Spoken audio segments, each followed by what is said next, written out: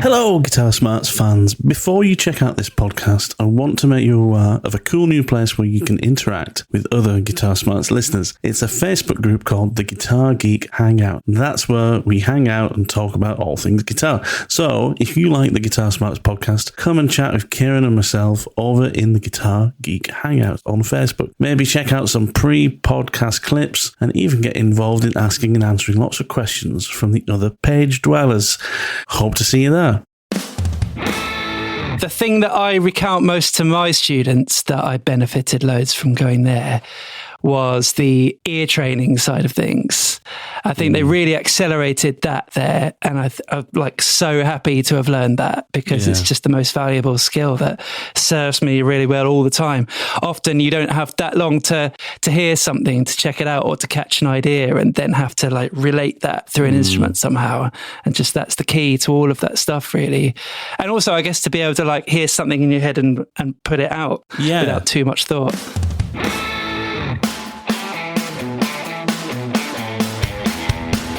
Greetings, welcome to another Guitar Smarts podcast. Thank you very much for downloading. This week we are proud to have Rory Harvey on the show. Rory is a London-based session musician, producer, educator and performer whose reputation and skill set is growing swiftly. Rory is a former student of the prestigious ACM in Guildford, UK, and since then has gone from strength to strength in his career. And he joins us today to talk about his career, what he's learned, what he continues to try to teach himself, and of course, to geek out on gear and guitars. This is a good one. Join us on our social media channels at facebook.com/Guitar Smarts, and also come and say hello to us on Instagram at guitar_smarts. Give our podcast a rating and a review as well. That's something that really helps us to grow our listenership. You can do that really simply by following the links in the description to this podcast. That's enough waffle from me. Let's get to it. Kieran, how are you doing, mate? You well? I'm very good. I'm very good, mate. Yeah, I'm very good. Yeah, I've had a really good week. It has been blazingly hot this week, which has been wonderful. It's improved my mood no end. Had a good week with work. Done some guitar stuff, which is always good. And I've got today off. So what could be better? Sorry, I've just massively upset you there. Yeah, I'm like busier than anything at the moment. I'm like squeezing this recording in, but it's all good. Yeah, same for me. Good week. Too hot for me, this weather. But it's good for the lawn. I don't mind it. The garden's enjoying it. I'm looking forward to a bit of rain though eventually. But anyway, let's get on with it because we've got a guest on the show. We have. Okay, so we are joined by a guitarist, a bassist, keys player, a singer, a producer, a composer, an educator. However, that's still just one person, just to make it clear. We have not got like a group of people on. We've got Mr. Rory Harvey with us. Rory, how are you doing? Hey. You well? Hey guys, it's nice to see you. Matt, you're my brother from uni days. From ACM. Kieran, you're from my hometown, so you're as good as my brother. Yeah. Oh, thanks, man. That's good. That's good to hear. I've heard loads about you from mutual friends that we've got, so I'm absolutely delighted to make your acquaintance today. And I'm sure we can have some drinks and some fun with music down the road when you come back to your hometown. So yeah, lovely to meet you, mate. Yeah, pleasure to be on, man. Long time listener, first time contributor. Well, look, listen, one of the things I mentioned then, obviously, at the beginning was just the plethora of things that you do as a musician. You know, you're not just a guitarist or a bassist. You have your fingers in many pies. And I'm assuming that's something you always wanted or intended to do, right, in your career? Or have things just unfolded for you over time in that way? It's just kind of happened that way, I think. Yeah. I mean, I went to ACM in Guildford to study guitar, as you did, Matt. Yeah. And the rest, sort of, I just picked up a bass about that time out of a bit of curiosity and was playing with another mate who lived locally who was going there. Shout out Rob Lamont if he listens to these. That's how I met you, because Rob was in my class at ACM, which was it was kind of funny because he was like I think he joined straight out of school, and he literally was like there was a school child in our class because he was quite he was obviously a young lad, but he was just a killer player as well, and he got on really well with everyone, and he introduced me to you. So that's back in 2003. That's how long we're going back. Feeling old yet, Rory? Oh, all the time, man. Yeah, so SEM. But I mainly picked up the bass to play with Rob, to do like bar, duo, trio kind of stuff, playing local bands there. And then just got a taste for that. And then from that point on, it was just continued curiosity. Yeah. And I guess the fun was just like enhancing general musicianship that I get a kick out of. Yeah. So that leads to like picking up some of these other things that you speak of. I don't know if I would class myself as a drummer or a keys player, really. I mean, I could get by, but like, don't ask me to do a drum fill. Jeez. Yeah, but I know what you're like. I know what that means when you say that. That means that you could probably get through a gig on keys or drums. I know you probably couldn't you? It would be a panic, yeah. I mean, I could learn a keys set like parrot fashion. I could go, these are the songs that we're playing, and I'd sit and listen to the records and like figure them out, and then get it done. Like maybe hit the transpose button here or there. It gets really hard. But like the idea of like, sit down and do a piano gig, like reading or like a piano bar type affair where it's like a solo instrument. Hell no way. But musicianship itself comes fairly naturally to you, doesn't it? I think that's certainly what's been apparent to me, knowing you over the years, and that's probably part of the reason why you've had you've got such a kind of eclectic career. You're not just that guitarist or a session guy or a writer. You do all of these things fairly well. Yeah, thanks, man. I think in a way I like got a bit freaked out by. I felt like I wasn't ever going to be the best guitarist, even though that's what I went to ACM to study. It's like there are always guys who had better technique or just general chops than me, and I was like, I realised that wasn't going to be my thing. That side of it doesn't come super naturally, and I guess I just realised that the musicianship side of things is a bit more of a niche that I can occupy. Yeah, I suppose. Yeah, well, that's the thing that gets the jobs, though, isn't it? So that's the plan. Yeah. So your history then. So we were just talking about you went to ACM to study guitar. Mm-hmm. What were the most important lessons then you learnt as a student at ACM and in the time afterwards? Oh, man. I think the thing that I recount most to my students that I benefited loads from going there was the ear training side of things. I think they really accelerated that there, and I'm like so happy to have learned that, because it's just the most valuable skill that serves me really well all the time. Often you don't have that long to hear something, to check it out, or to catch an idea, and then have to like relate that through an instrument somehow.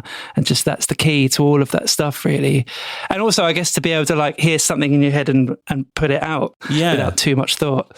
Yeah, exactly. And actually, Kieran, we've talked about this before, haven't we? About how when we were learning guitar years ago, that, I remember when I was like 13, 14 years old, there was no YouTube or anything like that. I couldn't go online and just download tabs or go to Ultimate Guitar or whatever it is and look at some other tab that somebody else had done. I had to sit and listen, or I had to go and buy at a music shop a tab book if it was available. And I feel lucky. I think Kieran's the same. We both feel lucky that we learned guitar in such a way that we had to do some ear training, whether we liked it or not. You had to sit down and work some things out. And that's really valuable. And in fact, I'd even say now, even 20 odd years on as a student of guitar, the thing that I think is most important now is me doing that, ear training and understanding things like intervallically. If I'm trying to learn like a new sound or scale or anything, I'm never thinking, I can't be bothered with thinking about shapes or anything anymore, or like fretboard diagrams and things. I just want to understand the sound of things like intervallically and then understand it that way. I can't get anything in any other way at the moment. You know what I mean? I realised recently that that's kind of the way that I've always thought about it. Yeah. Certainly since like those music college days, I just, they sort of push you in the direction of trying to think that way. I really latched onto that, and I think it's been super useful. Maybe I think about like small little boxes of not scale shapes, but areas where I can see all the intervals. Yes. And then it's pretty easy if you know a scale formula or something to just like bosh it all together from there, basically. Yeah. That's the key. That's changed changed? Do you think that's changed with the kind of, because we've hypothesized about this, and I don't know whether it's true because we're not teaching that much anymore, if at all. But I have this theory that, you know, it's more difficult for the kids that are coming through now to appreciate the ear training piece, having access to the wealth of stuff that they have with YouTube and online tabs. Do you think that's fair, or do you think it's not the case? It's just more options that they've got available to them, and actually, you know, it enhances their ear to have those things as well as just listening and trying to rip it off the you know, Spotify stream or whatever. I'm not quite sure, man. Having not been one of those guys myself, I mean, yeah, it is mad now, the wealth of information that you have at your fingertips. Like when a new, you know, track comes up, rock track for a function band, and I'm like, man, what's going on in that solo?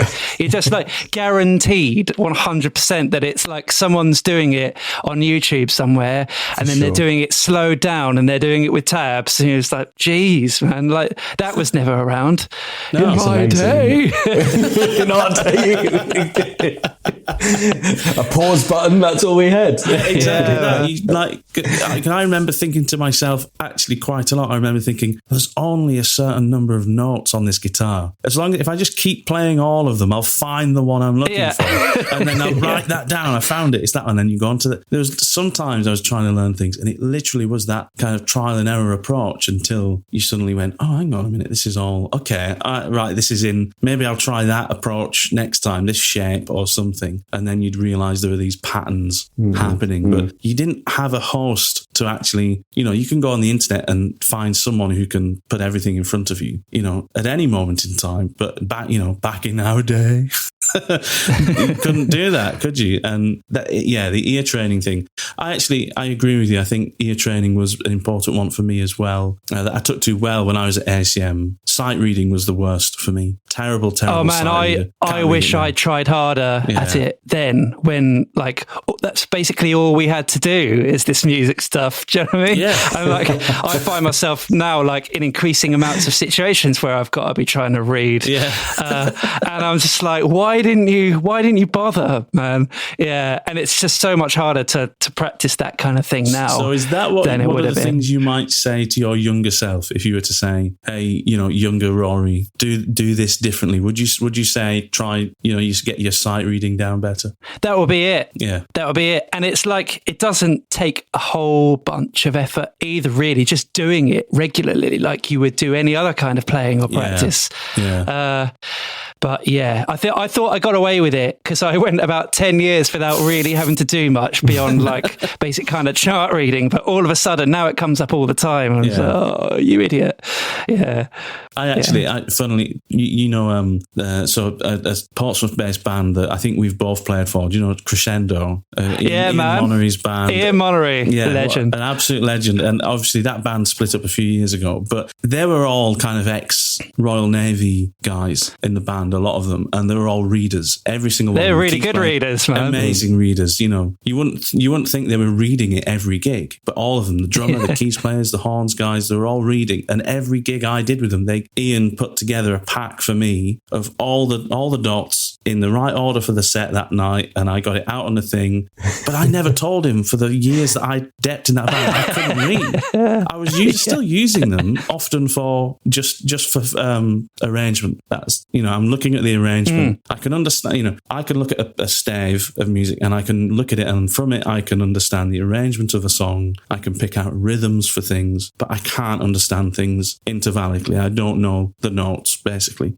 So I was still using it for that. And then the last gig, which I think was his son's wedding, he got the band back together for his son's wedding, and then he sold everything, got rid of all the packs, got rid of his PA, and he said, we're never doing Crescendo again. And I gave him back, and I said, just by the way, I've never been able to read these. And he was like, and he was almost mad at me. He was like, the number of times I've put these in the right order for you, and you didn't need them anyway. No.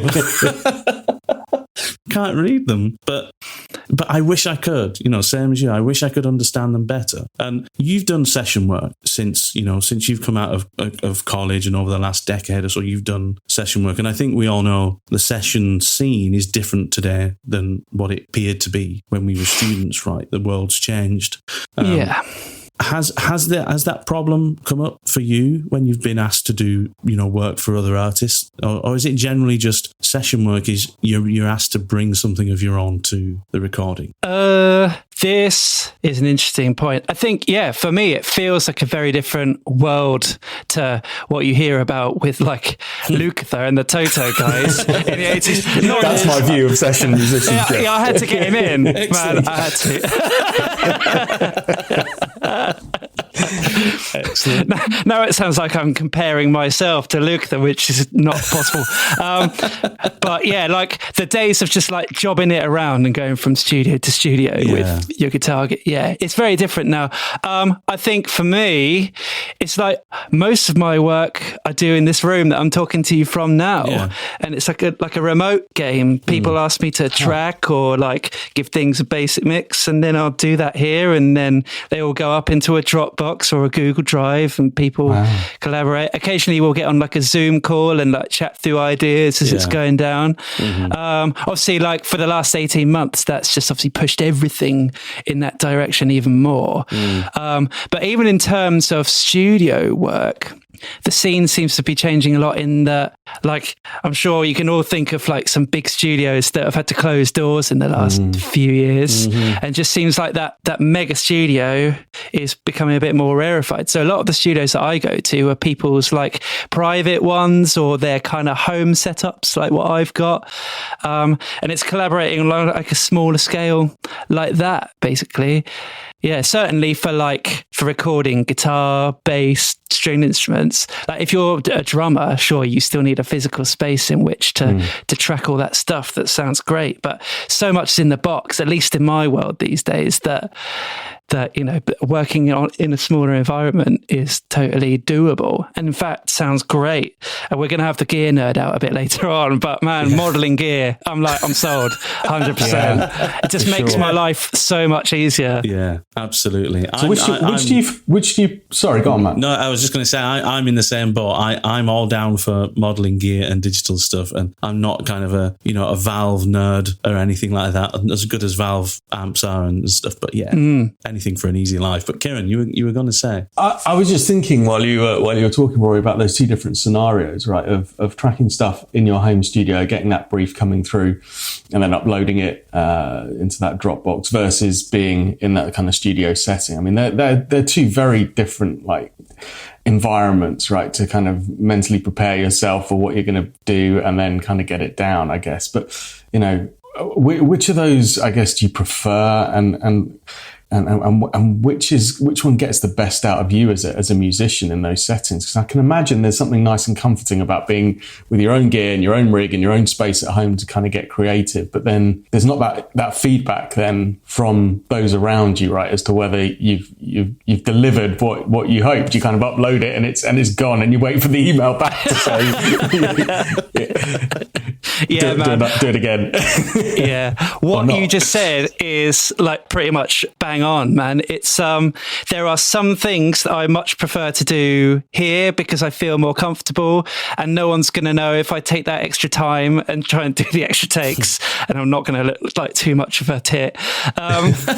Yeah, so like tracking hard parts, solos, all of that, I'm so happy in here, just at home doing that. And in terms of, there's a lot of if it's like a writing part generation kind of groove coming up with that kind of thing session, then I would definitely much prefer to be in a physical, reactive environment with everybody there and get a vibe going. Yeah. And do you ever get to express that preference though? Do you, I guess that's a difficult one. It depends on who you're doing the work for, but is there ever a point where you can go, well, I think we should get a few of us together to try and get this nailed in the studio because that's what it needs, or no, we can just do this remotely, or it doesn't work like that. It just comes through and you got to just deliver on what you've been asked to do.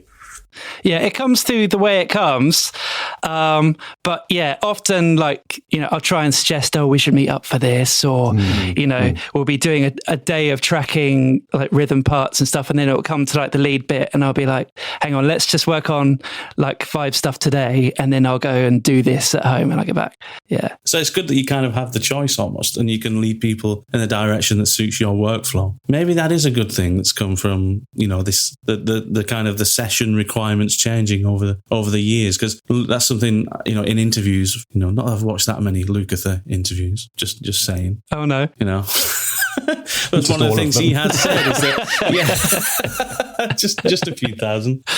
One of the things he said is exactly the same thing. There's no session scene anymore. It's people, at the end of a Zoom call, or people, just in a Dropbox, and that's how things happen. And he kind of laments that you miss that exact thing, that vibe, that being in the studio with people. He had this funny story about sometimes like he'd be doing a session for somebody with Jeff Porcaro, and they'd both know they'd had an evening session booked as well, and it was kind of the afternoon session was dragging on a bit, and Jeff Porcaro would basically kind of wink to Lukather and say, I've got this, and they'd do a take and Porcaro would go, that's the take, you guys fix your parts, and he'd just start packing up. And because everybody knew Porcaro was so good, the producers would go, okay, that must be the take, and then they'd be able to just get out the door and go to the next session. It was crazy that the musicians could control the session so well. And you forget, I think, when you listen to that music from that era, that those musicians are really more responsible for the hit than you give kind of the artist credit for. It's mad, isn't it? The musicianship of that also blows my mind, though, because that's definitely not my experience of being in the studio. You listen to these things with Luke and it's just like, oh, well, I came up with a part and then I got it in the second take and then we all went and had a load of fun at the end. It's but for me, it's just like, now the technology's changed, so obviously like it doesn't cost any money. You're not keeping the tape rolling or anything. No. So now it's just like you get a loop and then it's just like, right, see what you come up with on this. And then it's just kind of a stream of consciousness thing.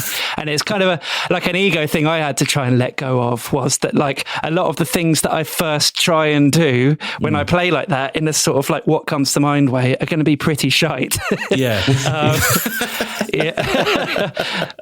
And it's just like not being afraid to take the time. But man, like it's very rare that I'll just go, oh yeah, his part, and then get it second time round. I wish that was me. Is that something you always have to do with an artist? Just go backwards and forwards through until that's a pretty common thing for me anyway. Like the artists and stuff that I tend to work with are like electronic music-y minded for the most part. They're like hip hop, or they're breaks, or they're drum and bass or house kind of thing.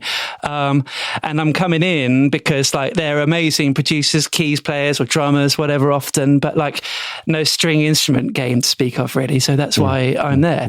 And they've got a rough idea for what they want and they can sing it to me, and it's just like trying to interpret that. And and you're like, how about this Larry Carlton lick here? And don't get much opportunity for the Larry Carlton licks, unfortunately. So is that kind of like a niche or a kind of theme you've been able to create for yourself when doing the session stuff? Is that you can bring that kind of stringed approach to that genre of music, or are you comfortable and happy just to do a whole range of different session work, or is it a case of within your circles you get known for, right, if you're laying down some kind of hip hop vibe and you need some stringed instruments, check this guy out, Rory can come and do it. Do you have like a niche as a session guy where they go, he's the man for this? I get like Funkmeister a lot. It's like, call the Funkmeister. There's a bit of that, but I don't know. I'm up for anything really. I like all of it, so I'll do anything from that, from putting like old vintagey 70s funk sounds on a hip hop recording to just like playing Larry drum and bass metal wig outs in the key of F minor. Trying to shred at 170 BPM and failing dismally. We had a question from a listener, and actually someone that you know as well. So this is a question on this theme, and then we'll move on from the session stuff. So we had a question from Dave Bartlett, who is someone that you know well, and he said where do you see the world of the session musician going now? So like we've had the pandemic, we've had COVID. You've spoken about those two kind of different environments, studio or working remotely. And I guess every industry has had to change and adapt over the last kind of 18 months. But from your perspective, in terms of what you do as a session guy, where do you see it going now in the future after everything that we've been through for the last couple of years, I guess? Yeah, man. First of all, hey Dave, hope you're well, man. It's like as we discussed a little bit earlier, I see remote it's just becoming more and more prevalent, and I think that's ultimately going to be the way forward. I mean, it saves everybody so much money. As much as I would love to go and do big studio dates, like I got mates who are in and out of Abbey Road all the time. I'm so jealous, man. I would love to do that, but I've only done that sort of thing once or twice, really. It's these smaller studio dates, and it's going so remote these days. I guess that's part of that is my game plan, really. I'm looking at everything and I'm like, man, well, if I can build a solid career out of just the remote studio stuff rather than all the other broad portfolio of the gigging and the teaching and all that. I would quite like to set up a studio, not necessarily in London, maybe somewhere near the ocean, and well, that's it, man. Indulge the surfing passion that I've got. Yeah, for sure. I mean, all you need now is high-speed broadband, and you're away. I mean, the availability to work remotely, and I mean, then get into London for gigs or whatever, but then have your studio, by the ocean that's got to be massively appealing. I mean, I think that's probably everybody's dream. I love it if I can make it work. I knew a guy who had a studio by the ocean once. He said it was a stone's throw away from the sea, and when he got there, all his windows were smashed. Sorry. Terrible. But anyway, do you think having a home studio has opened up more opportunities for you as well to do other things? I mean, you probably had a home recording setup to do some of these remote recordings at some point, but then as your setup has maybe got more kind of complex, you've had the opportunity to do things like production, mixing and mastering and things like that for other people. That helped? Yeah. I still don't really know what mastering is, so I don't touch that. I don't understand it. It's something to do with loudness, isn't it? I think. Yeah. There's a plugin for it. I'm sure it's just a really expensive plugin. To me, it's just turning on Ozone by Isotope. Hoping for the best. Something with Chris Lord Algie's name on it. I'll do. Yeah. And then just charging a whole bunch of money for it. That's the business model, I'm sure. Yeah. Waves. It took 3 days to master it. Yeah. But it has. Yeah. I mean, I got into the production thing again, just totally by chance. It's just like jumping on opportunities, basically. That's how I've got anywhere. I met a friend of a friend who was a producer, and then one day he just came to me. He was like, "Rory, how's your production game?" And I'm like, "Yeah, good, man. It's good." And then just downloaded Logic and home recording for dummies, and off we go. Try and make these little funky jazz skits, but but that obviously went not amazingly in my opinion, but well enough that the guy gave me another shot, and then that leads to other things. And but it evolved from just having a little setup to track guitars just for fun, and to send those to people and get a little bit of a clue of how to do it, and just rolling with it. And now I have enough stuff that I need a spare room in order to do it. So that's impressive, right? Because you make it sound very easy, but anyone that's tried to set up even the most basic of home recording systems, even using something like Logic and things, there's definitely a learning curve, and it's not the most intuitive stuff, right? And then you look at a manual and you look at the forums online, and your brain starts to melt about all of this, and that's before you've even got the technology to behave itself and do what you want and figure out the latency of your sound card or whatever. It's just it's a whole minefield to be able to just teach yourself that? I mean, did they cover that stuff at ACM, or was that just like brand new to you to just trying to I'm trying to think if they did. Not in any great depth, I would say. They ran a production course, which I'm sure would give you all of the beans as far as that's concerned. But we were just very specialised, like guitar stuff. So like, yeah, minimal production beans. Minimal production But I mean, beans, that's where I'm glad to be a student of production now. Yeah. God, like, you just type something into Google if you can't figure it out, and 9 times out of 10 there it That's is. true. Yeah, Once you decipher the jargon of the language, then you're kind of good to go in a few minutes. Whereas, God, try and do that back in the 90s or whatever. Yeah. When I've been trying to kind of figure out some home recording stuff, like you might go online and listen to a video of like, can somebody explain compression to me? And then like they'll play you something and say, no, this is it with the compression on. And then you hear it and I'm thinking, what's it done? What's changed? But they're going, it sounds so mumuch smoother now. I'm just glad I'm not in a classroom with everyone else kind of nodding their head and me going, are people hearing different things than I think? Things seem so subtle, don't they? In kind of production. Yeah, man. Handing your plug-in back to Ian Monnery at the end of the session, and I didn't know how it worked the whole time.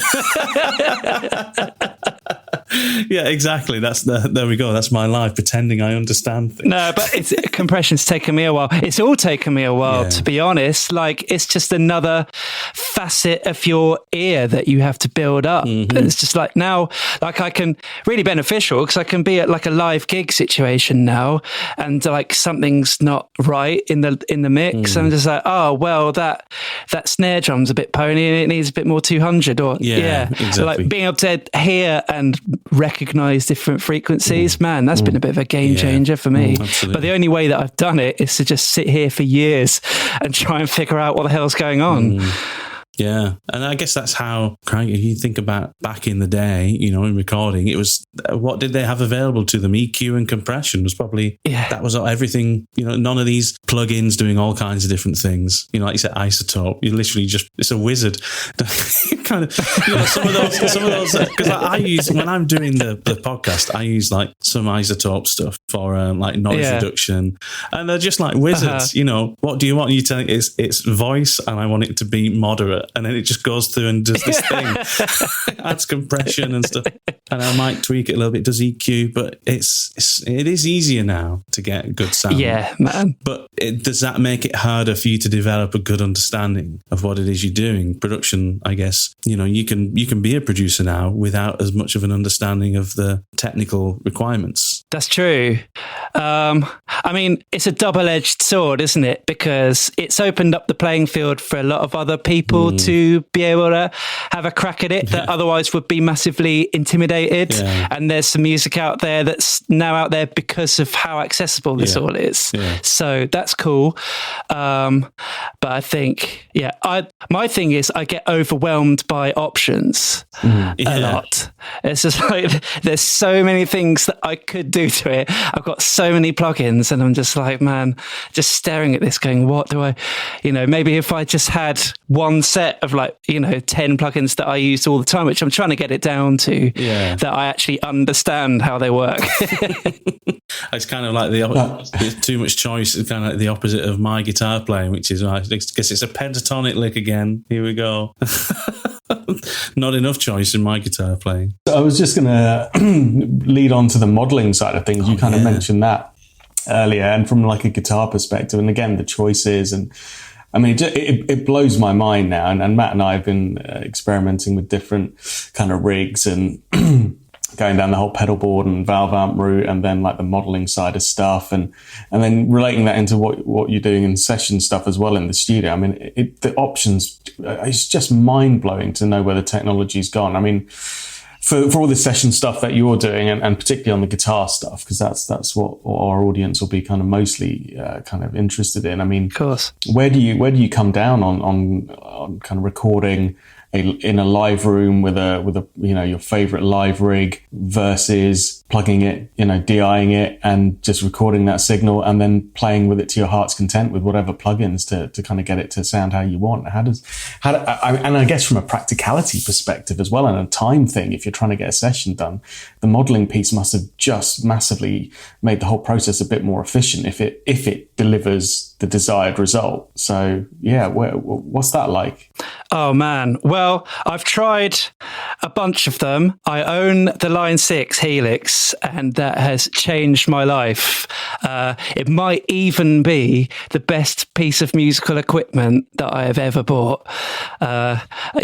Because I remember, I'd get booked for like a date and it'd be like, right, so we're tracking guitar and bass on this stuff. And then it's just instantly like, right, well, I've got to get my guitars and my basses and I've got to get my whole rig for each instrument and get that in the van and then get to the studio and set it up on the other end and all the cabling and patching. Yeah. And that's already loads of time.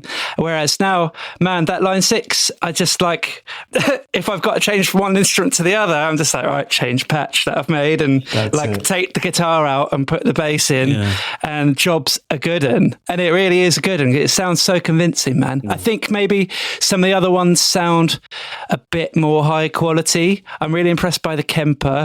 I did some gigs this week with a guy who's got an Axe 8, the Fractal. That sounds amazing. But the Helix, man, ease of use. Yeah.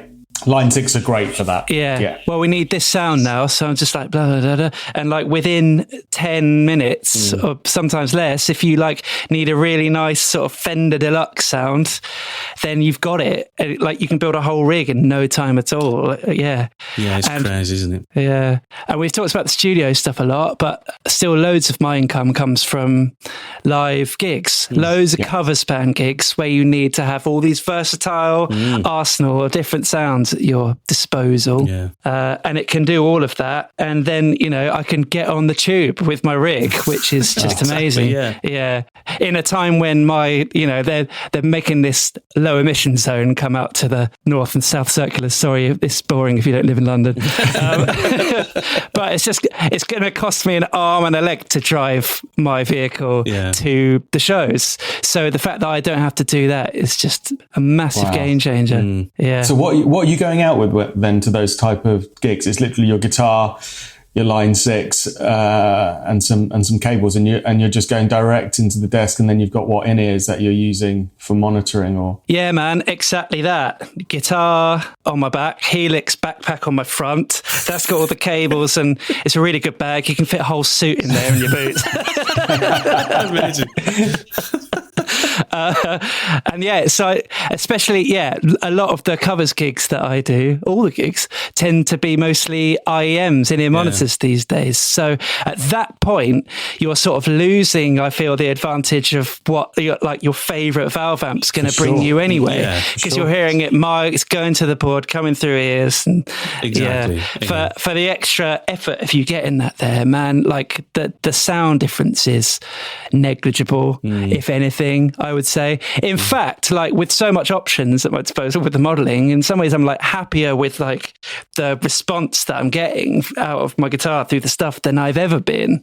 I've had like one lovely valve amp in my time, which was a Fender Twin that I did loads of modding to, and I like took two of the valves out so it would run like more like a deluxe kind of power.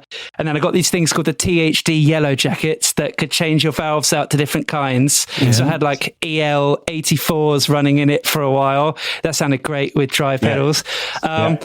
But man, she did well, that Twin, but she wasn't happy with me doing all that stuff. But she got her revenge because she gave me a bilateral inguinal hernia. Oh my God. Which obviously had a hernia. Yeah, man. The Helix is not going to give you a hernia. They should advertise with that. That's the marketing plan done. Yeah, exactly. And the other thing as well, not to forget, actually, just about the whole Helix thing or the modelling thing, is the advantage of that. You take the room out of the equation equation as well, right? Because you could have an amazing amp setup and everything, but the room itself might kill any kind of good fit. I've done gigs before and stuff where the room itself is just, you I can't really hear myself properly. Acoustically, it's ruining. I can't get my amp to sound right. Whereas if you got a Helix or something like that, a Kemper or whatever, the room's out of the equation now. It's sounding good straight in, and that's what you get back in your IEMs, right? That's it, man. What I will say is, like, I spent a lot of money on I got the Atomic, like, FRFR 4-inch speaker to go with this thing.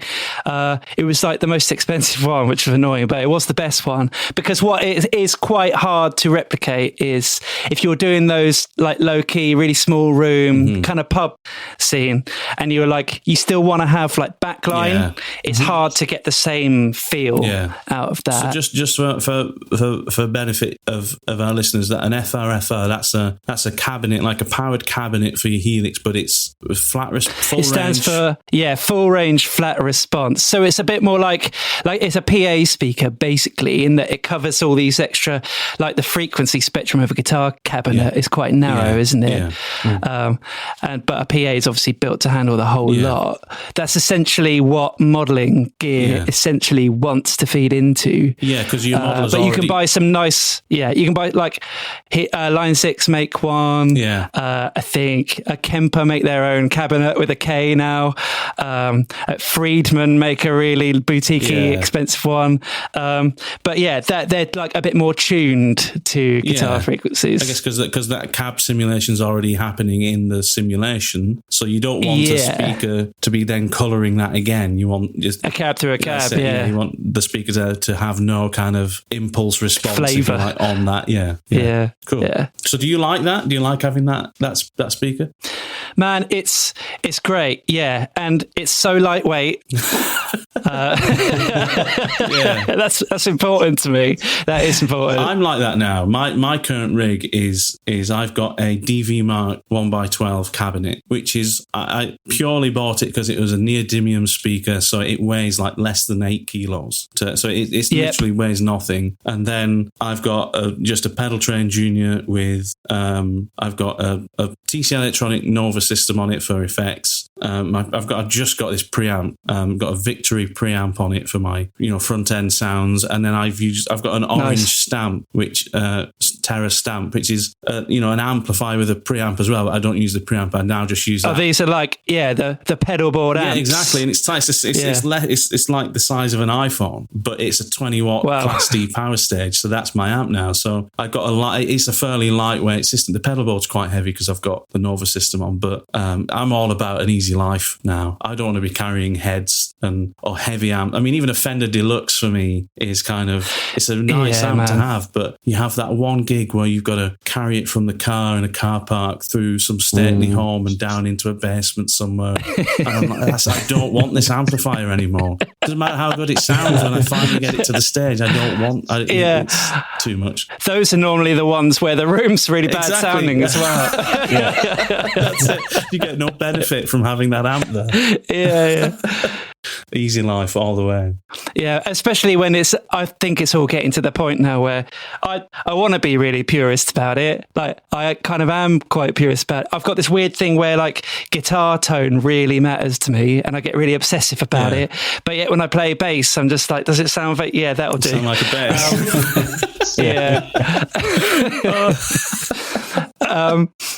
That's fair enough. But I mean, I wouldn't have embraced the modelling stuff now so much if I didn't think that it was on par. Because I had the original Line 6, the kidney beam. Oh yeah, the pod. Yeah, and that it's great for oh man, look how easily I can record with this thing, and how good these recording sounds are, and in my room. It couldn't compete with the real deal with the valve amps at that point, but we're there. I think we're there. Kieran, you're still very much a purist, aren't you? Although you've got the Spark amp, haven't you? You've got that Positive Grid Spark amp. I've got a few things. So I used to go out with Matt with a Variax and the floorboard version of that kidney bean Line 6 that you're talking about. So back then at the same time they did a it was called the Pod XT or something, and I've got it somewhere underneath this desk, and it was literally like a floorboard version of it. And I went out with that and just ran that through the power amp stage of an amp, and it was great. And for the types of gigs that we were doing, I mean, it was pretty passable. But then at the time, Matt, you were like heavily going down that kind of vintage tone kind of quest, and you very kind of quickly got me hooked on valve amps and pedal boards and all of that. So yeah, I've been messing around with a lot of that recently. But I went to rehearsal the other day with just my pedal board, which has got a range of different pedals on it, nothing too crazy. And I used that 35 quid Joyo American Sound pedal. Oh yeah. Right. That's got cab simulation built into it. Yeah. Right. And I put it at the end of my pedal board, just set it all completely like flat and just clean, and plugged just straight into the desk. And then it had a monitor feeding back, and it sounded exactly like my Fender Blues Deluxe. No, it didn't. Man. I kid you not. 35 quid. My pedal board, all my pedals, all my drive pedals responded in exactly the same way as they do, and sounded exactly the same as they do through my Fender Deluxe. And it was a 35 quid pedal, and I was like, well, that's just a game changer now. That's so yeah, I'm going to rehearsal tonight, and I'm just taking that. It's just like my pedal board in a bag, my guitar, done. And for rehearsal, that's just like easy as you like. I don't know if so I'm going to carry it on gigs anyway, just in case my valve amp goes down. Yeah, for sure, get out of jail easily. But I was talking to someone you know as well, Rory, Matt Lake. Yeah, man. Who's been on the Guitar Smarts podcast. I was chatting to him last weekend, and he's like massively, and he's like one of the Guitar Quest people like us, right? And he's got, Fender Bassmans and beautiful, Klon pedals and all of that. And he's just put a Strymon Iridium on his board, and he's completely sold on it. He was just like, man, you don't need amps anymore. You just put this on your board. I told him about the £35 Joyo, and he kind of sneered at me. He was just like, well, yeah. Man, just because it's £35 and it says Joyo on it, man, if it makes you happy, if it sounds good, then it's good, Exactly. I mean, honestly, bloody hell, I've got, man, try it. All I had, I realised like a couple of years ago, was 5-string basses, and I was just like, I'm making my life too hard for myself. I need a 4-string bass. So off I go shopping, and I'm trying, I'll go to the Bass Gallery in Camden, amazing shop. It's got everything, and I tried, I gave myself a budget of about 2k. I was like, all you need is one really nice one. So I was trying out the Fender Elite or whatever they are. I was trying out Sadowski's and some other things. And then I came away, and I happened to go back to Anderton's in Guildford, and they've got the Sire Marcus Millers, and I played one of those, and I was like, man, I could buy 3 or 4 of those for the same money, and it sounds like 95% as good as a 2k bass. And you know what? Since then, I have bought 3 Marcus Miller basses. And why not? And this has been, you've listened to the podcast before, this is kind of a subject close to our hearts, right? Which is that, the scale of diminishing returns when it comes to expensive instruments. And when we were learning, having a budget at a sub, say 300 quid, didn't get you very far at all, when you were trying to get a good instrument. Whereas now, you really don't have to have a budget more than about 500 quid to get something that's gonna gig worthy, man. Gig worthy, session worthy. It's going to get you sound. If you need lots of guitars, you don't need to spend thousands of pounds on all those guitars. Unless you're Joe Bonamassa, obviously. In which case, it's important. Got to get him in. There we go. He's in. Yeah, man. That Sire bass cost me 450 quid, and amazing. It's my go-to bass. I'd gig with it all the time. Even if I need low notes now, I just do octave pedal or pitch effects rather than just taking my expensive, my Music Man 5-string Stingray. It's dumb. Wow. It's really weird. Those Sire instruments are amazing, though. They off the back of those Marcus Miller bass things, they went and did a whole line of Larry Carlton, my man. Yeah. Yeah. I haven't tried them, and I'm trying not to because I know I'll buy 4 of them. You'll buy one. You'll buy one for sure. The Larry Carlton endorsement's a recent thing, but when they first did their production line of them, Larry hadn't put his name to them, but they just sold like super quick. I mean, it's just amazing, and it's brilliant as to what you can get for the money now on the new market. I mean, of course, spend the money on those Dream guitars if you really want to, but yeah, I mean, 95% of the way there, and then you can buy 2 of them. What's better than one guitar? 2 guitars. Yeah. Brilliant. So one of the things I wanted to ask you as well is you're such a busy musician. Do you still find time to practice? Still find time to try and work on your skills? It's hard, man. That is one frustrating thing, is that, I managed to keep my chops up enough just by being busy, and that I'm always playing. And like often I'm having to learn something that I don't know. Play in a style that I'm not too familiar with. So I've got to do a bit of brushing up in order to get there. As I say, I'm like having to be caning the sight reading for the last few months. Yeah. I guess the part of the problem is you don't get paid for practice, do you? So that's it. No, I would love to. Like, the first lockdown here, I was doing loads. Yeah. So I was like, bought technique books and I was doing exercises every day and all that kind of stuff. And I wish there was a way to incorporate a bit more of that routine into things, because I think I would develop a bit faster, a bit further. I'm like still wanting to be a student and all that stuff, Wow.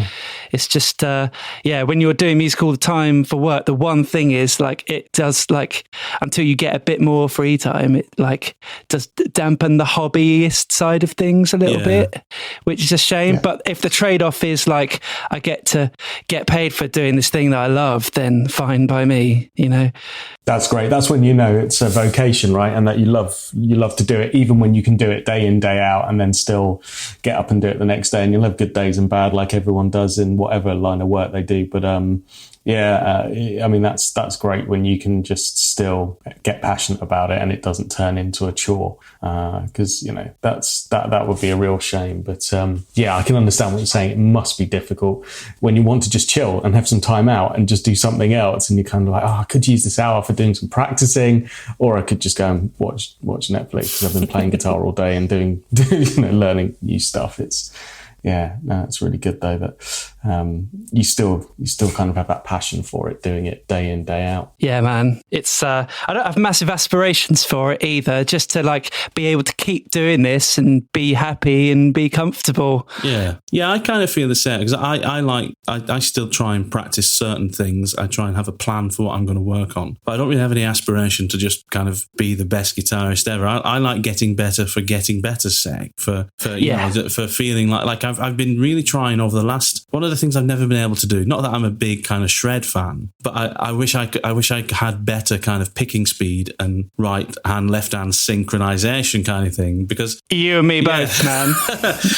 Not that I want to be able to, I don't want to be Paul Gilbert, but sometimes there are things I wish I could. I've done. Part of the problem is I've done too many gigs where somebody's put Journey, Don't Stop Believing in, and that all exactly the alternate picking part. I'm doing same for me, and it sounds terrible, and I always do it really badly. And I've been practicing that to a metronome for months now, and I've kind of got up to, when I first started it, I was kind of doing 16th notes at about 110 BPM and just terrible. And now I'm up to about like 135, 140 BPM and starting to still feel comfortable. But it's funny how it comes, because like about a month ago I was doing it and I couldn't get past 130, and I was like, I'm just going to leave. And then I didn't do anything for weeks. When I came back to it, it was easy at that speed. It's almost like my mind's done the work after. It's gone, okay, you've tried enough times to do this. Let's build the kind of mental pathways to get you being able to do it.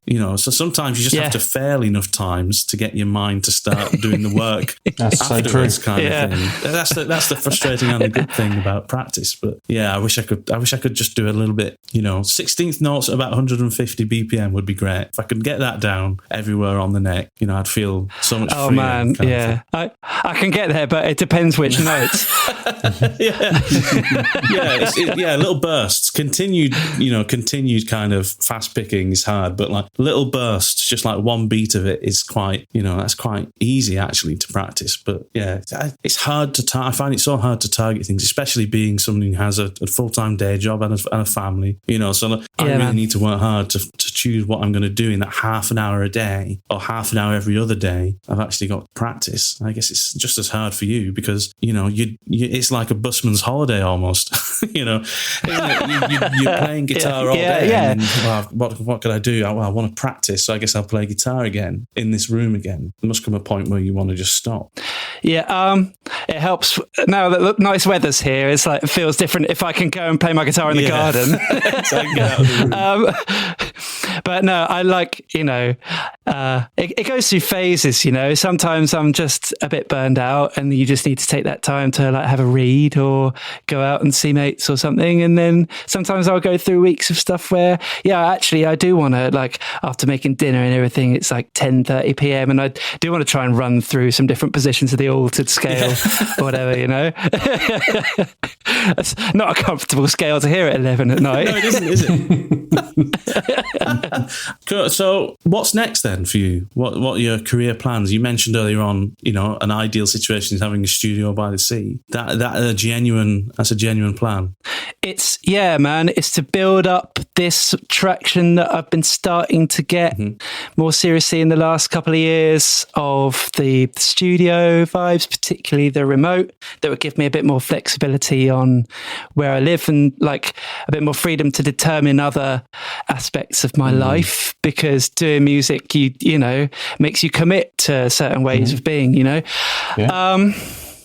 and certain hours and all that. And it's been really nice to get so much work during the daytime and kind of flip that around. And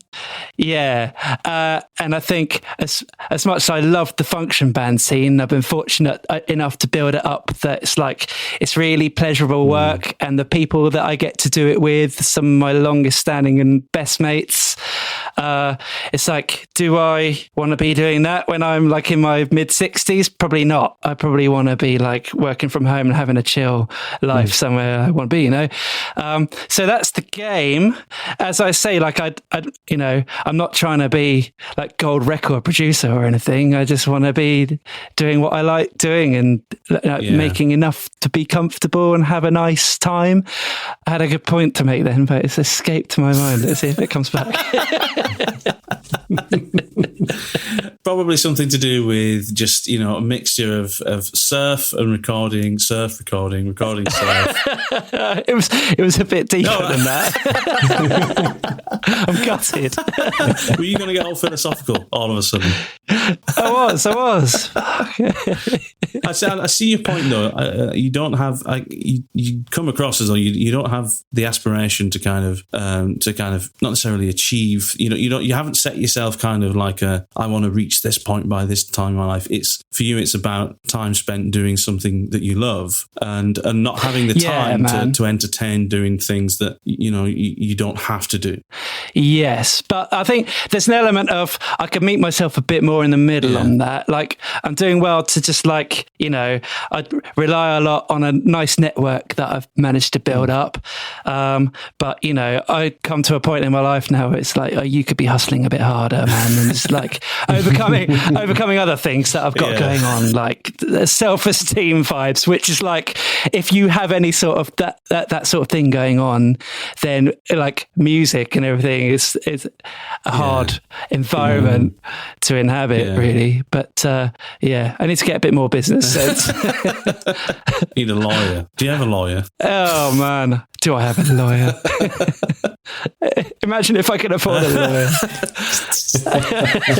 So Rory, I guess you must have an accountant, obviously self-employed. Is he questioning why you've bought 16 Sire basses in the last 4 weeks? Oh, well, they're all tax deductible, my friend. Oh, there you go. They're all deductible. Yeah.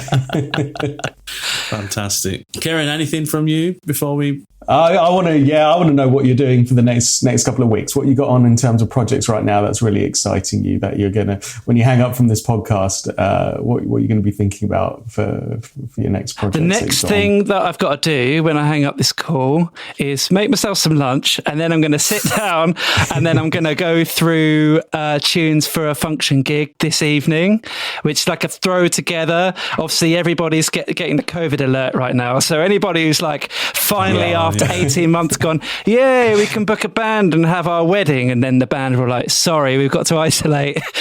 We got pinged, so yeah, man, it's stepping in for one of those.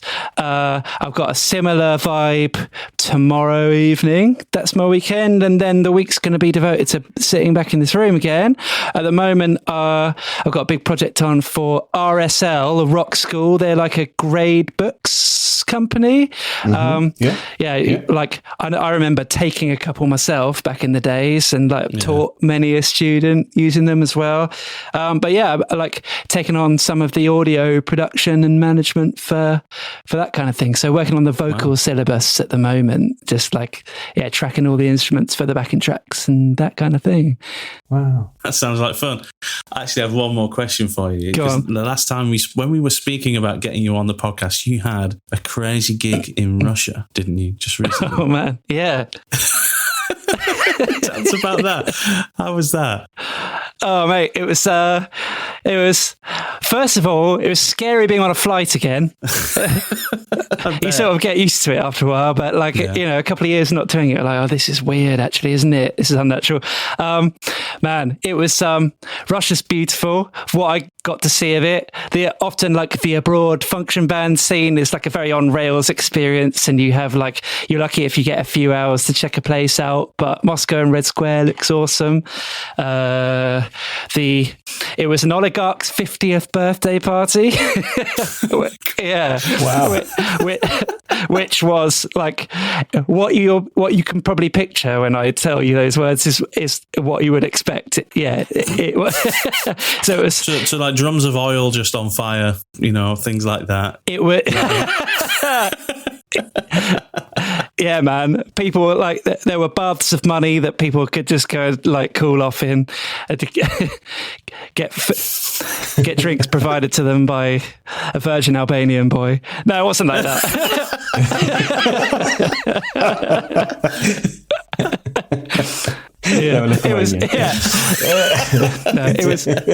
It was impressive. It was like Game of Thrones theme. It was in the middle of the Russian wilderness and in the forests and the fields, the plains, and they'd built themselves a whole fortress out of wood, and the party was inside there. Birthday boy sat in the throne from Game of Thrones and had his dinner. Yeah, mad. There was like archery and axe throwing and immersive quests and actors, and some of them were naked. This sounds like the best gig ever. Really and then does. our function band came on. Yeah, and then Mustang Sally. Wow. It just sounds mad. I mean, those are the kind of gigs you want to do, right?